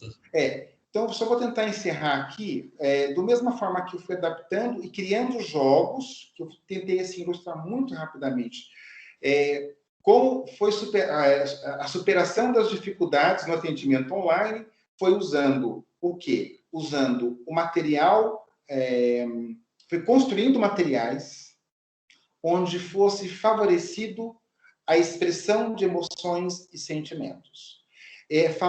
Trazer a questão dos contos de fadas, falar das fábulas, trazer as fábulas no cenário, repensar o setting terapêutico, uma coisa muito importante que eu quero dizer para vocês, porque eu tinha clientes que falavam assim, em supervisão, Francisco, mas olha, eu estou lá atendendo a criança e vem o pai, vem a mãe, vem o irmãozinho, abre a porta, interfere. Eu falei, interfere no quê? A vida dessa família está assim. Você vai fazer a sessão e vai aproveitar cada momento que surgir. Você traz a criança e põe o irmão ali para você poder observar esse irmão com essa criança. A babá entrou e interferiu de forma inadequada. Faz algumas perguntas ali no meio da sessão para ver como essa babá reage. E você vai ver a relação dessa criança com essa babá e a mãe que está ausente fora. Então, foi uma oportunidade. Eu entendi, nesse momento de pandemia, como uma oportunidade de compreender o universo infantil, a dinâmica familiar de uma forma nunca observada, nunca tão próxima que o formato online percebeu. Então, enquanto as pessoas estavam falando das dificuldades do atendimento online, eu via alternativas, possibilidades de olhar além daquilo que nós estávamos acostumados. Agora, um detalhe: temos que repensar o setting terapêutico. Temos que repensar a nossa metodologia. Temos que estar abertos à mudança e à transformação. Era fácil chegar e falar assim, olha, como eu tive alguns colegas que falaram para mim, e até alguns que eu supervisiono, eu falei assim, eu não estou dando conta. Tudo bem, reconhecer os seus limites. Mas o desafio é olhar para aquilo e pensar, como eu posso fazer, enquanto psicólogo, como eu posso me colocar à disposição, a serviço, de favorecer que a psicologia tenha realmente um viés transformador, seja na área clínica, na área educacional, na área organizacional, em qual área for, mas se colocar à disposição. E foi isso. Ela não me vê diante de uma situação onde eu diria, eu não sei o que fazer, eu realmente não sabia. Eu fui buscar, eu fui testar, eu fui experimentar, né? E junto com isso, só para fechar, eu adaptei isso educando os pais, então os pais davam sequência ao quadro de incentivos em casa, me traziam material, eu discutia com eles, a gente falava sobre reconhecimento de emoções e sentimentos, e fui instrumentalizando esses pais para lidar com isso. Então, eles tinham que ler o material, a apostila, que até então não tinha um livro, eles tinham que identificar quais eram os personagens que os filhos tinham maior afinidade, utilizar o quadro de incentivo, falar para mim como estava a repercussão disso. Alguns usavam alguns desses jogos que já estavam à disposição deles, principalmente as bandeirinhas da fada do comportamento. Favorecer que em casa houvesse o compartilhamento de emoções e sentimentos de forma assertiva e empática, registrando todas as informações adicionais para que eu pudesse trabalhar com a criança e discutindo junto comigo para que a gente repensasse alternativas e buscasse reelaborar estratégias educacionais e pedagógicas. Então, isso eu fazia em casa e eu comecei agora, que nós vamos agora fazer um curso usando o método da fada de comportamento para crianças que não estão em terapia, agora em escola. Um projeto piloto, onde nós vamos usar todo esse conceito da superação, usando os aspectos mitológicos e arquetípicos, né? Como eu apresentei para você, os doentes, a fada, o livro, os brinquedos, vai ser atividades que a minha equipe de psicólogos vai até a escola, vai propor atividade junto com os professores, vão observar, vão registrar, os pais vão ter que fazer todo um preenchimento de informações via material que nós já disponibilizamos para eles, para preencher como as crianças estavam no início do trabalho e como elas estão agora. Então, a gente vai agora fazer uma testagem disso, porque esses dados todos eram de crianças que estavam em ludoterapia. Queremos fazer isso agora levando para a escola o conceito da superação através do conto de fadas e pais que têm crianças que não estão em terapia, para que a gente possa checar e testar isso enquanto um recurso pedagógico e também educação parental para crianças que não estão sendo acompanhadas. Isso vai começar agora, tem data para começar agora no mês de outubro, o segundo livro já foi finalizado, inclusive a arte, mas a data para publicação não tenho, que é o Duende Azul, que eu vou falar sobre autismo e a superação do autista, colocando isso num outro roteiro. E algumas coisas estão acontecendo em função desse cenário todo, no qual, inclusive eu tenho gente me assistindo agora, eu tenho 3 colegas psicólogos que vão me assessorar agora no trabalho com as escolas, que é a Natália, o Tiago e a Mari, que eles vão estar me auxiliando no trabalho de intervenção junto às escolas. Tem uma equipe que está me ajudando, se colocando à disposição nessas mudanças todas, e é isso, essa abertura para mudar, transformar, se colocar à disposição a psicologia como ferramenta.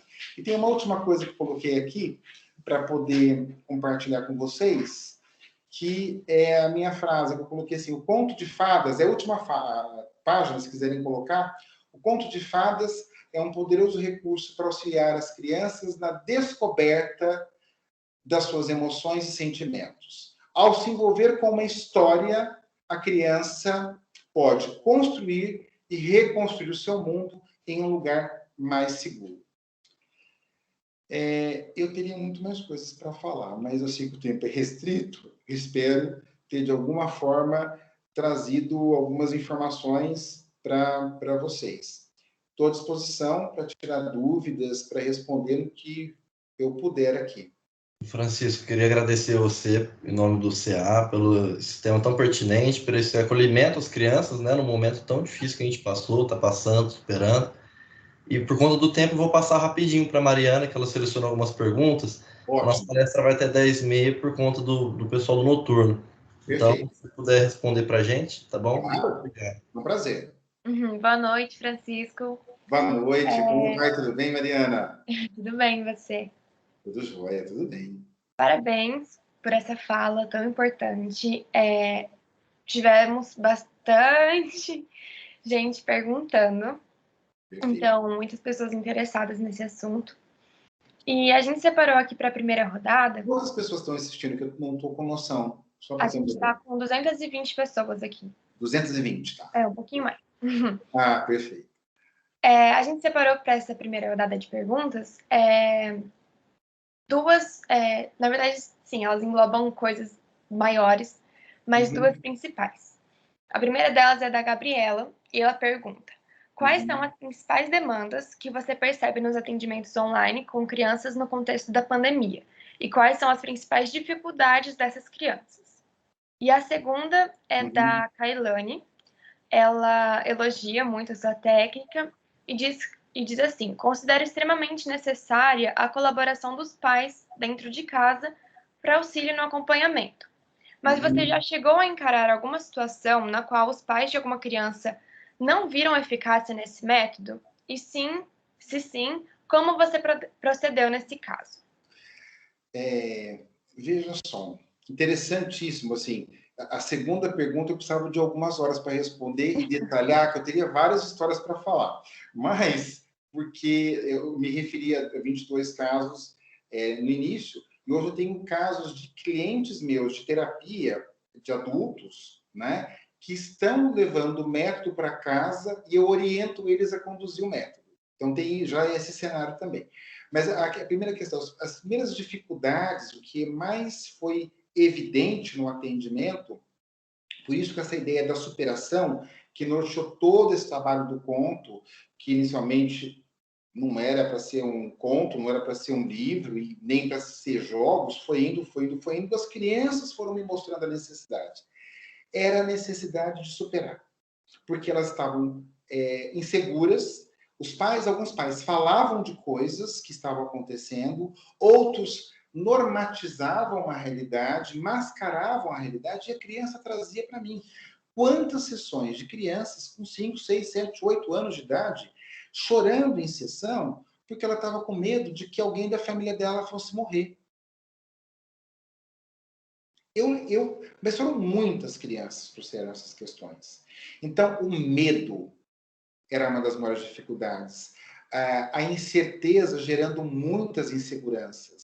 Eu tive, assim, só um paralelo, um garoto de 13 anos que não era um paciente meu, foi uma das urgências que eu tive durante o começo do ano passado, uma crise de pânico, que ele era sobrinho de uma paciente minha, que eu atendi ele online. Quando eu vi essa criança com 12 para 13 anos, eu achei que aquilo não era só um quadro de pânico. Tamanhos tremores que ele tinha e os movimentos involuntários, fazia muitos anos, e 28 anos de clínica, que eu não vi uma crise de pânico daquele jeito num pré-adolescente, num adolescente. Então, assim, as crianças, de uma forma geral, voltando nas crianças, era o medo, a insegurança, as incertezas, não saber quando eles iam poder voltar para a escola. Algumas crianças falam assim, mas eu acho, tio, eu lembrava de crianças com 4 para 5 anos, tio, eu acho que eu não lembro mais a cara dos meus amigos. Eu falei, mas por que você não está fazendo, chamando seus amigos? Ah, minha mãe não quer que pegue o celular. Aí comecei a incentivar a mãe a criar momentos de fazer brincadeiras usando e ensinando como eles podiam brincar com os amigos, ensinando como eles podiam jogar Uno, o amigo com uma carta de Uno, o jogo de Uno lá do outro lado, ele também, eles brincando com Uno. Eu ensinei até como que podia pegar quem estava passeando no Uno. E eles começaram dando alternativas, porque ele falou, nossa, tio, fazia um tempo eu não estava mais lembrando da cara da minha amiga, da fisionomia da amiga. Olha só, a criança trazendo essas questões. E eu acredito que uma coisa que colaborou muito foi que, como as crianças não podiam falar, os pais também não queriam falar do que estava acontecendo, pelas próprias dificuldades dos pais, era um momento ali na terapia, o tio Francisco, de poder falar sobre aquelas coisas. Então, eles traziam conteúdo, aflição, angústia, muita ansiedade, com uma força que fazia tempo que eu não via no consultório. Porque já chegavam, a criança vinha da escola, vinha do inglês, vinha do tênis, vinha do hipismo, ela já vinha já com uma carga já diluída ali da energia dela, porque ela tinha feito um monte de coisa durante o dia, né? E ali não, ela estava represada, então aquilo vinha com uma força assustadora. Foi por isso que eu fui acolhendo essas crianças, né? E, então, essas foram as maiores dificuldades. Acho que a primeira pergunta me parece que eu, de alguma forma, tenha respondido. A segunda, inclusive, as perguntas que não forem respondidas, eu vou passar o meu Instagram e eu posso estar respondendo pelo direct para os alunos. Eu me coloco à disposição, eu tenho uma equipe que vai poder fazer isso também, talvez nos próximos 10 dias ou menos, mas eu estou com gente para me ajudar nisso daí.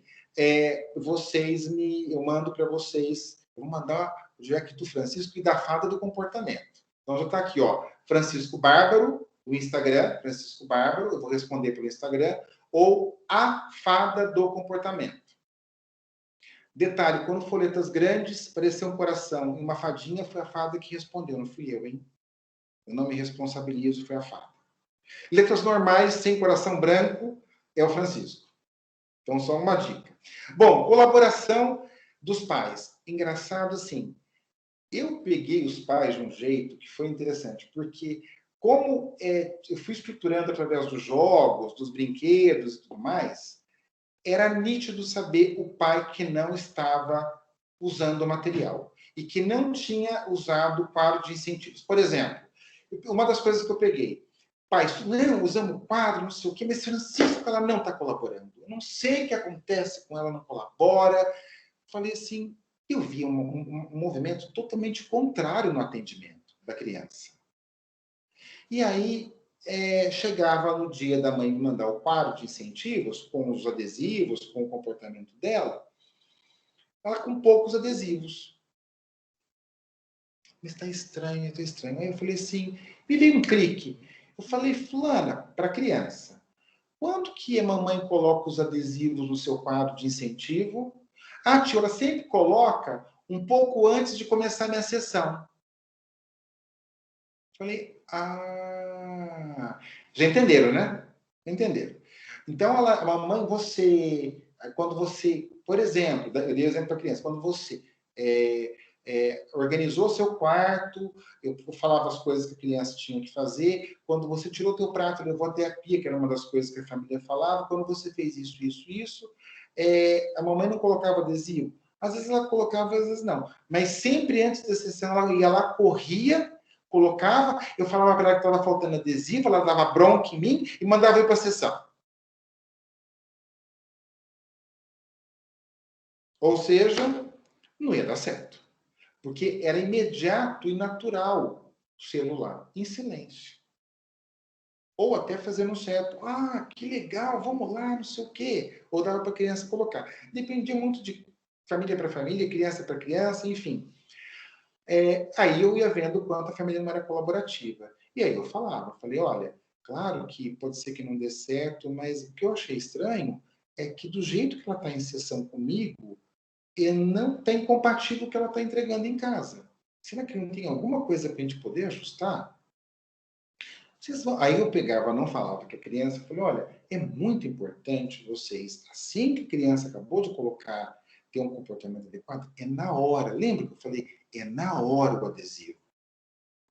Ai, pai, nem me olhava, mãe. Pode ser que seja isso, viu, Francisco? Eu vou ver, mas geralmente eu ponho na hora, assim. Mas olha, tenta se lembrar se é bem na hora mesmo que ela faz, que senão não vai resolver. E aí comecei a driblar algumas coisas desse gênero. Então, só um dado que dava para perceber, porque você via... Agora, quando a criança, teve um caso que foi uma criança muito assim, reticente, foi interessante que a gente já via logo de início e tal, deu para usar, mas era uma criança que tinha um quadro de autismo com alta performance intelectual, mas ele não conseguia entrar muito nesse universo, então era um outro caminho que eu usava com ele, funcionou do outro lado. Mas a fada não teve muita reverberação, não. E teve agora, recentemente, um caso de uma criança nova, com 7 anos, ela veio para a sessão, já presencial, e eu fui apresentando as coisas da fada, ela sim, em sessão comigo. Uhum. Então, porque a fada, eu super empolgado, né? Porque a fada, que não sei o quê, e o livro, ela pegou o livro. Uhum. Aí eu falei, de repente, a criança de 7 anos, um adulto em miniatura, fala assim, tio, podemos brincar? Fada não existe. Opa, não, claro, é que eu achei que você ia gostar, porque eu peguei os adesivos da fada e não sei o quê, mostrei para ela, pus os adesivos do lado e tal. Não, tudo bem, vamos brincar de um jogo super estruturado, porque ela tem 7 anos de idade, aliás, uma moça, puxa vida, né? Quem sou eu para falar de fada com ela? Ela pega, vai ao jogo, a gente joga na sessão. Na hora de ir embora, a criança dá uma olhada assim no adesivo. Eu posso levar o adesivo? Eu achei bonitinho para pôr no meu caderno. Eu falei, pode, eu achei que você nem quisesse os adesivos. Não, que eles são bonitinhos, mas de fada. E fez assim com a cara bem. No final da tarde, a mãe me manda um monte de foto que a menina tinha feito uma história da fada,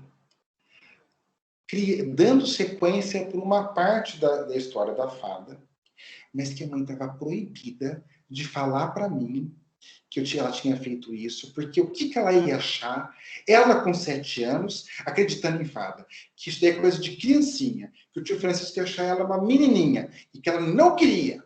Então, eu não estou sabendo de nada, eu mando material com fada, só para assim, caso ela queira, né? E ela não fala da fada comigo, mas vai lá e vive o universo da fada com a mãe dela, mas o tio Francisco não pode, por enquanto, saber que ela fala em fada. Então, assim, você perguntou de pais que sabotam, teve crianças que chegou a essa situação e que aí a mãe vinha e me mostrava um outro momento, né? Então, foi muito interessante nesse sentido. Tem mais alguma pergunta que eu posso? Estou à disposição.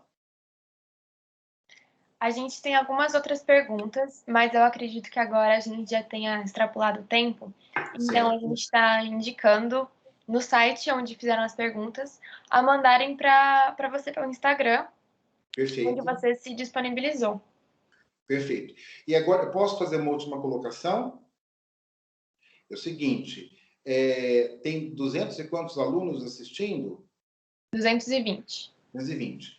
Os primeiros 22 alunos que entrarem e começarem a seguir a fada do comportamento e o Francisco Bárbaro, os dois juntos, e curtirem com coração branco, os dois vão ganhar um livro da fada do comportamento.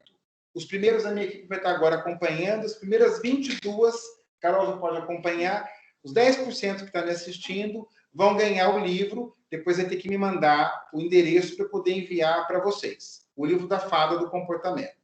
Um presente meu para vocês. E depois eu quero o contato da comissão organizadora, que eu vou enviar para a comissão organizadora também. Tranquilo. Francisco, muito obrigado, de coração. Falei em nome do CA, o tema foi super bacana, palestra muito interessante. O Instagram está com tudo, olha aqui já. Nossa, 46 já. Só quero ver Carol agora. Então, agradecer ao nome do CA, agradecer a todos que estão participando aqui, mais de 200 pessoas. O dia foi lindo, foi maravilhoso. Essa semana é feita para os alunos, com a intenção da gente realmente estudar, entender um pouco mais sobre os humanos. E então agradecer a todo mundo de coração e até amanhã, que amanhã às 8 horas já tem mais palestra. Francisco, gratidão pelo tema, muito obrigado, viu? Eu que agradeço a atenção de vocês, a confiança, o convite. Tinha muito mais coisas para poder falar, que as coisas foram acontecendo durante esse período todo, e eu me coloco à disposição para a equipe, que está com tudo aqui, mas eu me coloco à disposição para poder responder durante os próximos dias, e caso tenha algum interesse, eu posso ajudar em outro momento, estou à disposição. Muito obrigado pela abertura, pela oportunidade, né? E eu deixo um convite para os alunos também que estiverem assistindo. Eu vou fazer o lançamento do livro agora no dia 20 de... eu vou colocar no meu Instagram também a data específica, mas no dia 20 em São Paulo. Eu fui convidado dentro da Belas Artes, na Biblioteca Infantil, que é um espaço belíssimo que a Belas Artes tem. Eu vou falar sobre o processo criativo, que é uma etapa que eu não falei muito para vocês, falei mais resumida. Eu vou falar mais do processo criativo com eles do conto e vou depois para o lançamento do livro. Então, estão convidados a vocês para assistir esse encontro, depois o lançamento em São Paulo, e, ao mesmo tempo, eu vou deixar o convite no próprio Instagram. Muito obrigado, Mariana, muito obrigado, Pedro. Sucesso na semana, eu vi os temas, a temática central do evento, vocês estão de parabéns, a comissão toda organizadora. Muito obrigado pelo espaço e uma boa noite a todos. Uma boa noite, gratidão. Boa noite, muito obrigada. Até mais. Boa Até logo. noite, muito obrigada.